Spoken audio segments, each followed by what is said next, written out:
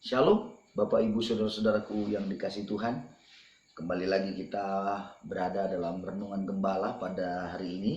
Saya rindu sekali membagikan kembali renungan gembala pada Bapak Ibu Saudara-saudaraku pada saat ini. Hari ini kita akan belajar dalam renungan gembala hari ini Kitab Efesus pasal yang kelima. Kitab Efesus pasal yang kelima, ayat yang ke-15 sampai yang ke-21. Sebagai sebuah renungan bagi kita. Sekali lagi, Efesus pasal yang kelima, ayat yang ke-15 sampai yang ke-21. Karena itu, perhatikanlah dengan seksama bagaimana kamu hidup. Janganlah seperti orang bebal, tetapi seperti orang arif. Dan pergunakanlah waktu yang ada, karena hari-hari ini adalah jahat. Sebab itu, janganlah kamu bodoh, tetapi usahakanlah supaya kamu mengerti kehendak Tuhan.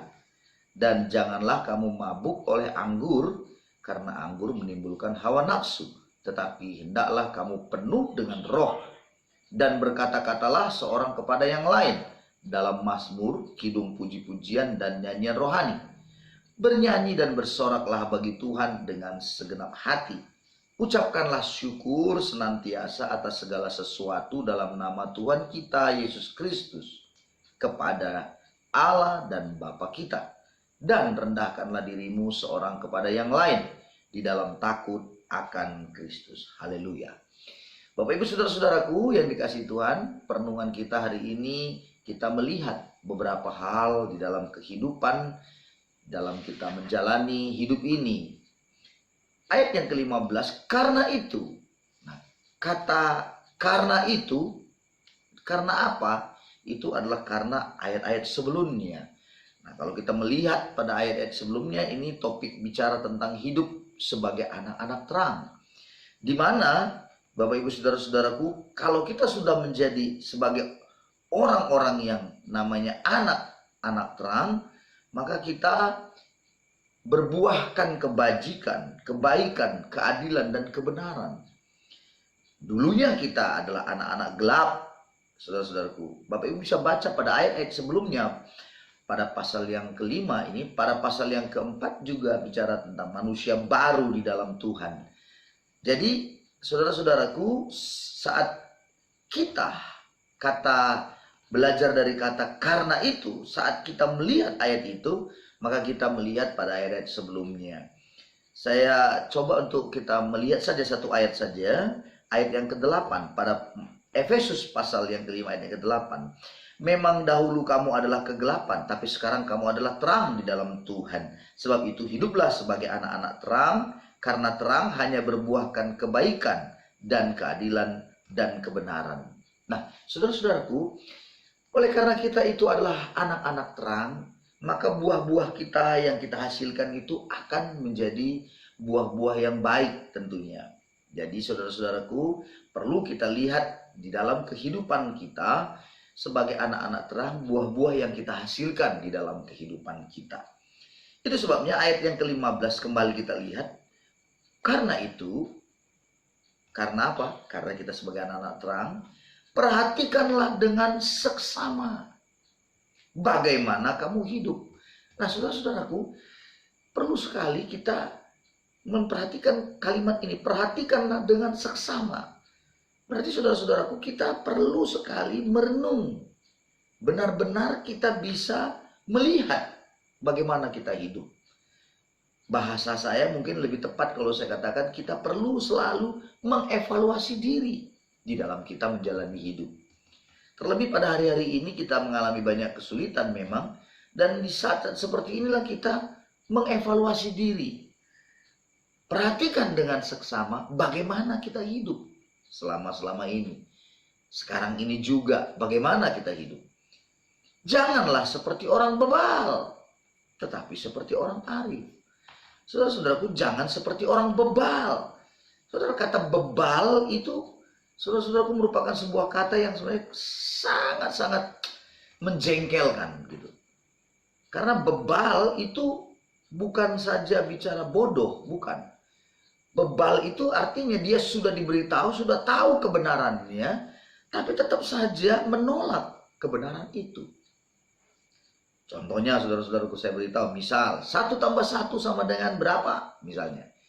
Maka orang bodoh berkata 3. Maka ketika orang bodoh berkata 3, maka kita mengajarinya. Ini, lihat 1 ditambah 1. Lalu ditanya, berapa ini? Diajarin saudara-saudaraku. 1, 2. Nah, 2. Nah, orang bodoh akan mengatakan, oh iya, itu 2. Tapi kalau orang bebal, saudara-saudaraku, 1 ditambah 1 sama dengan berapa? Dia akan berkata 3. Tapi bagi orang bebal yang satu ini, dia tidak mau diluruskan jalannya. Dan kita sudah katakan 1 tambah 1 sama dengan 2. Kita kasih tahu jalannya. Kita kasih tahu caranya. Tapi tetap juga dia tidak mau terima. Jadi saudara-saudaraku, itulah orang yang bebal sebenarnya sudah tahu jalan baiknya. Sudah tahu yang benar-benar ini yang tepat. Tetapi dia lawan terus saudara-saudaraku. Nah, itu perlu kita lihat kepada diri kita. Kita evaluasi diri kita. Di dalam berbagai hal yang terjadi dalam hidup ini, situasi-situasi yang hari-hari ini sedang terjadi, situasi-situasi itu sebenarnya bisa saja berbicara tentang kehidupan kita. Situasi-situasi yang sedang kita alami hari-hari ini, itu bisa saja Tuhan berbicara melalui situasi itu kepada kita. Nah, jangan lagi kita berkata tidak, tetap saja kita merasa bahwa kita yang paling benar. Kita mau menang sendiri dengan semua apa yang sedang terjadi. Kita merasa kita yang paling baik. Padahal sudah jelas itu salah. Saudara-saudaraku dan saya perlu mengevaluasi diri. Ayat 16. Dan pergunakanlah waktu yang ada. Karena hari-hari ini adalah jahat. Pergunakanlah waktu yang ada. Dalam terjemahan Alkitab yang lain, terjemahan yang lain, saudara-saudaraku dikatakan pergunakan kesempatan. Jadi memang hidup ini adalah sebuah kesempatan. Jadi kita mempergunakan kesempatan-kesempatan yang ada dengan baik. Gunakan waktu-waktu kita itu dengan baik. Jangan kita menggunakan waktu itu untuk hal yang sia-sia. Coba Anda perhatikan, bangun pagi, apa yang Anda lakukan, mengerjakan sesuatu, bagaimana Anda mengerjakannya. Waktu-waktu Anda setting dengan baik atau tidak. Sebenarnya masih banyak waktu-waktu kita yang sisa. Ada waktu-waktu yang masih luang yang harusnya kita kerjakan. Tapi kita tidak mengerjakan sesuatu yang baik. Ingat saudara-saudaraku, seorang yang sukses itu sangat tergantung dengan penggunaan waktunya. Bagaimana dia menggunakan waktu-waktu luangnya? Saudara-saudara, 24 jam dikasih Tuhan. Semua orang sama waktunya dikasih Tuhan. Tapi kenapa ada orang yang sukses, ada orang yang sama sekali kita lihat susah benar hidupnya, sulit sekali. Ada yang miskin, ada yang menjadikan dirinya itu hanya sebatas ya hidup hanya sekedar hidup saja. Anda bisa perhatikan itu. Kenapa? Pada akhirnya seperti itu. Salah satu yang terpenting dalam dia menjalani hidup ini adalah bagaimana dia mempergunakan waktu-waktunya sehari-hari. Saudaraku, evaluasi diri kita. Yang pertama tadi, bagaimana kita hidup di dalam hidup ini supaya jangan seperti orang bebal. Evaluasilah diri kita di dalam kita menggunakan waktu-waktu kita. Ayat 17. Sebab itu janganlah kamu bodoh, tetapi usahakanlah supaya kamu mengerti kehendak Allah. Jangan bodoh, saudara-saudaraku. Ini kalau kita selalu mengidentikan orang bodoh itu tidak tahu apa-apa, tidak mengerti. Mungkin IQ-nya jongkok. Tapi ayat ini mengatakan yang tidak mengerti kehendak Tuhan. Dia adalah orang yang bodoh. Jadi saudara-saudara, coba Anda perhatikan. Apakah Anda mengerti kehendak Tuhan? Usahakanlah katanya. Berarti kita harus berupaya. Ada sesuatu yang memang yang kita dari hati kita, dari suatu kemauan di dalam diri kita, usahakanlah gitu. Jadi Anda dan saya, Bapak Ibu Saudara-saudara, ayo kita belajar mengusahakan diri kita untuk mengerti kehendak Tuhan dalam hidup kita. Perlu memang sebuah perenungan. Apakah memang hari ini apa yang saya lakukan, rencana saya mengerjakan ini benar nggak kehendak Tuhan dalam hidup saya? Perlu sekali kita mengevaluasi diri. Selanjutnya, janganlah kamu mabuk oleh anggur, katanya. Karena anggur itu menimbulkan hawa nafsu. Ya benar, kemabukan itu lewat anggur, mabuk oleh anggur itu akan hawa nafsu akan lebih banyak keluar, tidak mendatangkan kebaikan. Tapi hendaklah kamu penuh dengan roh. Nah, penuh dengan roh. Dan kalau dia anggur itu hawa nafsu itu tidak lagi terkontrol, kan begitu ya. Selalu mau mengerjakan sesuatu yang jelek, yang najis, yang kotor begitu. Seperti itu dia. Tetapi saudara-saudaraku, penuh dengan roh, itu juga orang-orangnya itu kerinduannya luar biasa. Iya, dibandingkan ayat ini membandingkan, Rasul Paulus membandingkan mabuk oleh anggur dengan penuh dengan roh.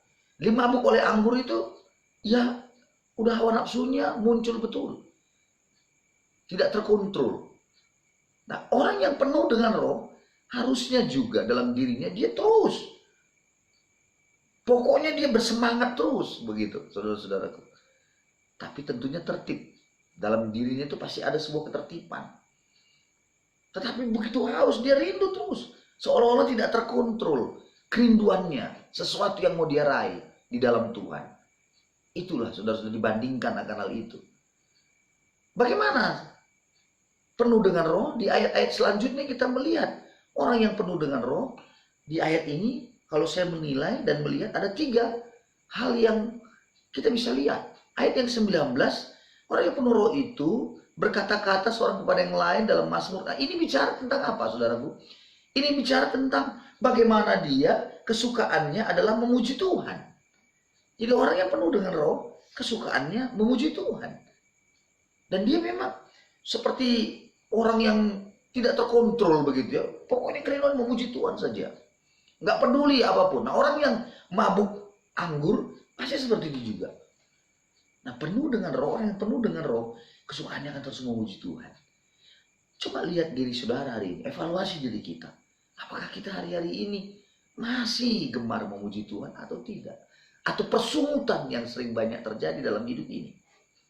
Bapak Ibu Saudara perlu mengecek diri saudara sendiri. Kita sama-sama, saudara-saudaraku, saya juga harus terus mengevaluasi diri tentang hal ini. Yang kedua, ayat 20, ucapkanlah syukur senantiasa atas segala sesuatu dalam nama Tuhan Yesus Kristus. Pengucapan syukur. Orang yang penuh dengan roh, maka dia akan penuh dengan pengucapan syukur. Pengucapan syukurnya akan terus jalan dan terus jalan dan terus jalan. Dan tidak berhenti dalam dirinya terus. Jadi ketika kita sebenarnya, kalau kita mau melihat sebenarnya begini. Orang yang mengucap syukur, bersyukur itu bukan hanya kunci menuju kebahagiaan dalam dirinya. Itu sih ya. Tetapi juga lebih kepada saudara-saudaraku, bagaimana kita menjaga hubungan kita tetap baik dengan Tuhan. Jadi pengucapan syukur itu membuat kita punya hubungan yang terus dengan Tuhan. Karena dengan pengucapan syukur, kalau kita baca 1 Tesalonika bilang, saudara-saudaraku, bahwa ucapkanlah syukur itu, mengucap syukur dalam segala hal, itulah yang dikehendaki Allah.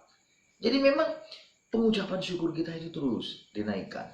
Dalam segala sesuatu, dalam segala keadaan yang kita alami. Nah, itu menjadi sebuah, kalau bagi saya itu menjadi sebuah tanda-tanda dalam menjalani hidup seseorang itu penuh dengan roh atau tidak. Dalam menjalani hidup. Ya kalau mungkin dalam ibadah, dalam doa-doanya ya ada yang mengatakan orang penuh dengan roh, ya berbahasa roh dan semuanya. Ya itu oke lah.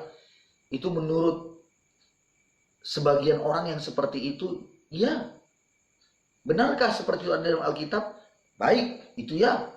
Tetapi dalam menjalani hidup sehari-hari, tidak mungkin Anda keluar lalu Anda bilang Anda berbahasa roh. Menemui orang lalu Anda berbahasa roh. Tidak mungkin. Ya, tidak mungkin. Jadi ada orang melihat saudara ketika pengucapan syukur saudara, Anda memuji-muji Tuhan, itu sudah luar biasa, saudara-saudaraku. Orang-orang akan melihat bahwa ada Kristus dalam hidup saudara. Dan yang terakhir, dan rendahkanlah dirimu seorang kepada yang lain. Nah, ini bicara tentang apa? Hubungan dengan sesama. Orang yang penuh dengan roh, maka dia akan memiliki hubungan baik dengan sesama. Bagaimana memiliki hubungan baik dengan sesama itu? Dikatakan rendahkan dirimu seorang kepada yang lain. Kalau pengertian yang lain lagi itu sebenarnya sama dengan memiliki sebuah kerendahan hati. Saudara-saudara dan saya perlu merendahkan diri seorang kepada yang lain. Itu sama dengan kerendahan hati. Kerendahan hati. Orang kalau bicara tentang kerendahan hati, maka sebenarnya berbicara tentang orang-orang dan segala sesuatunya yang dia kerjakan, yang dia lakukan. Dia tetap mengutamakan orang lain dalam dirinya daripada dirinya, saudara-saudara. Mengutamakan saudara-saudaranya yang lain. Itulah rendahkan dirimu seorang kepada yang lain. Nah, orang yang memiliki kerendahan hati seperti itu, saudara-saudaraku, dalam menjalani hidup, pasti saudara-saudaraku, dia memiliki banyak kesempatan juga, banyak peluang di dalam dirinya untuk menyampaikan berita sukacita, berita Injil kepada banyak orang.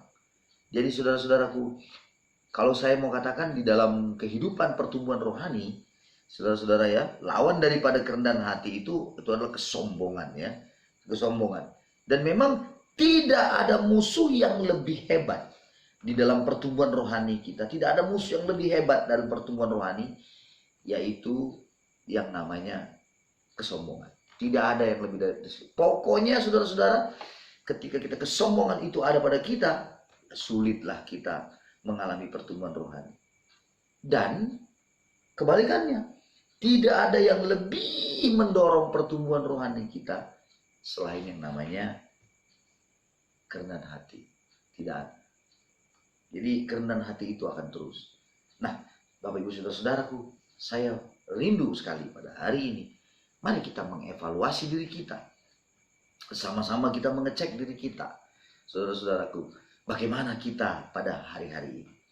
Jadi gunakanlah waktu-waktu yang ada hari ini, kesempatan-kesempatan yang ada hari ini. Usahakan supaya kita mengerti kehendak Tuhan. Lakukan dan kerjakan segala sesuatunya itu, saudara-saudaraku, dengan penuh dengan roh dalam diri kita. Kita memiliki sebuah kepenuhan dengan roh. Setiap hari kita penuh dengan roh. Kita bisa minta pada Tuhan. Kita bisa merindukan itu dari Allah kita. Biar Tuhan memenuhi kita dengan rohnya. Dan akhirnya saudara-saudaraku akan nampak dan tercermin dalam kehidupan kita. Menjalani hidup kita. Perjalanan hidup kita sehari-harinya. Tuhan memberkati kita semuanya. Biarlah kiranya renungan ini membawa kita lebih bertumbuh lagi. Memberkati kita kebenaran ini. Membuat kita lebih maju lagi dari hari-hari sebelumnya. Tuhan memberkati. Shalom. Haleluya.